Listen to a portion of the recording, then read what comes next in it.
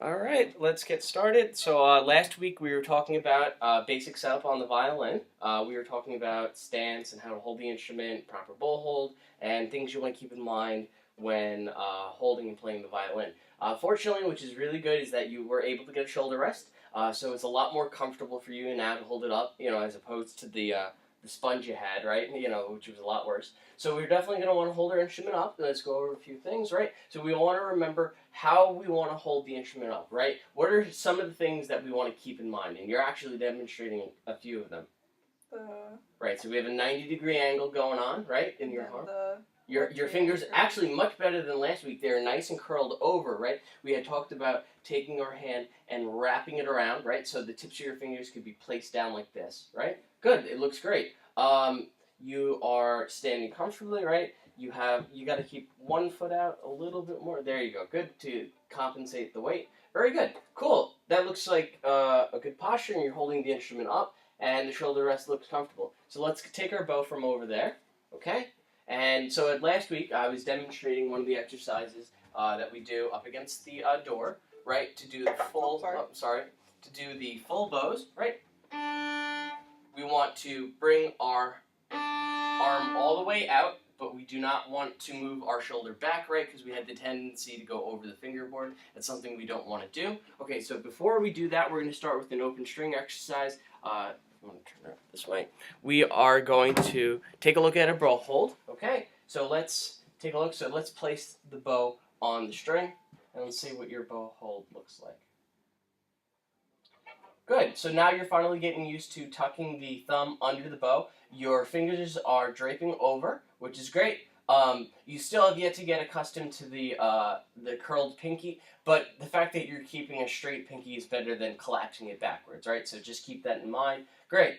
We also have the bow that is facing towards, the wood is facing towards the fingerboard, right? It's facing away from the bridge. Great. I love how your elbow and your whole arm is set up, right? And that whole, because we have created this square, right? So we're going to try doing that exercise on an open D and then an open A, right? We have D and A, and we're going to do from square to V shape, back to square, okay? We're going to keep that in mind, and we're going to try to keep a very straight bow and a good hand for up and down on the bow, okay, right? So we're going to try open D, down and up, and then we're going to go to the A string. Ready? Go. Good, up bow.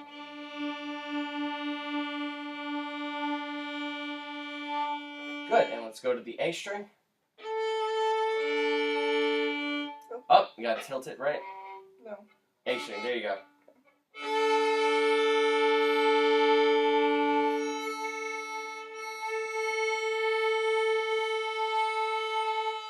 Great, so it's getting a little bit crooked this way, right? So we want to make sure that we have our elbow out at all times, right? We face that way. Good, so what were some of the differences that we had going from the D string to the A string? What moved in your bow arm and bow hand? What was moving?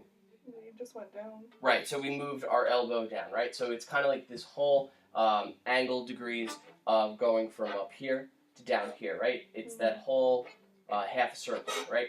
Cool, so we want to keep that in mind. It's all an arch, right? Very good. Okay, so that was bowing, something to keep on top of.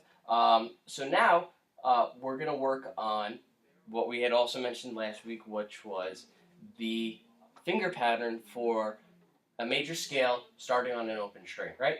And the strings are tuned in fifths, right? So that would be starting on G, the rest would be G, D, I didn't see it. Or A and E. A and E, right? Great.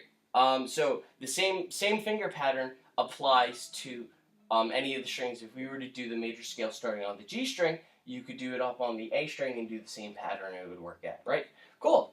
So let's do, last week we had done a major scale starting on G. So we're going to start on open D, okay? And what would be the finger pattern that we'd be using here?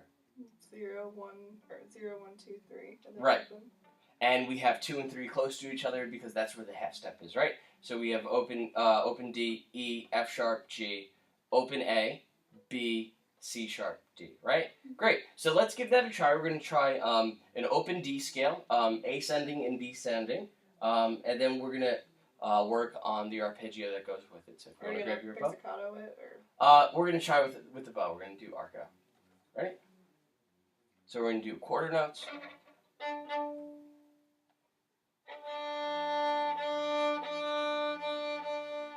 Okay, ready?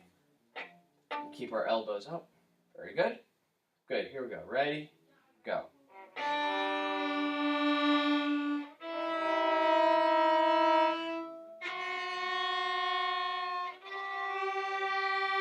Open.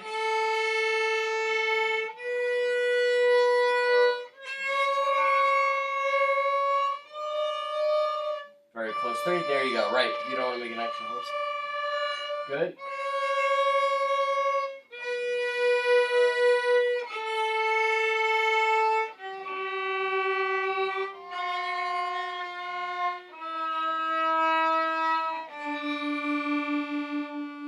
Sorry, I think my D is out of tune.